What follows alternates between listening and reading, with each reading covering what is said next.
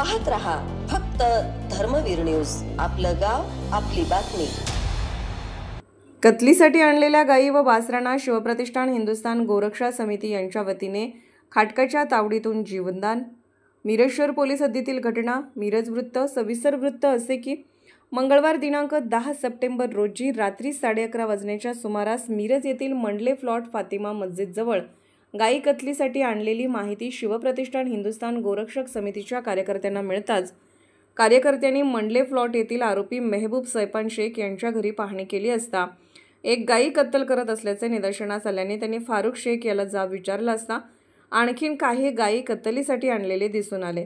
गोरक्षक समितीच्या कार्यकर्त्यांनी तात्काळ मिरज शहर पोलीस ठाण्याशी संपर्क साधून घटनेची माहिती दिली। यावेळी घटनास्थळी मिरज शहर पोलीस ठाण्याचे API गाडेकर यांनी PSI सोलनकर यांनी पाहणी करून पंचनामा केला असता यामध्ये गीर जातीचे 2, जर्सी जातीचे 3 गोवंश गायी आढळून आल्या।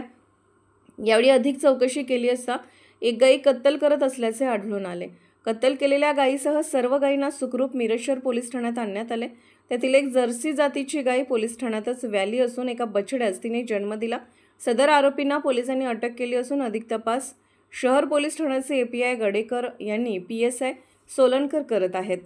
शिवप्रतिष्ठान हिंदुस्थान गोरक्षक समिती तालुका अध्यक्ष विनायकदादा माईनकर यांच्या नेतृत्वाखाली प्रमोद धुळबुळू, यशवंत मोतुगडे, राज पाटील, आदित्य देसाई, स्वप्नील गाडगीळ, सारंग गोरे, शिवराज घोसरडे, सागर झामरे, कुमार पवार, अनिकेत सावंत आदी कार्यकर्त्यांनी गोरक्षण करीत कत्लीची आलेल्या गायीची खाटकाच्या तावडीतून सुटका करीत जीवदान दिले।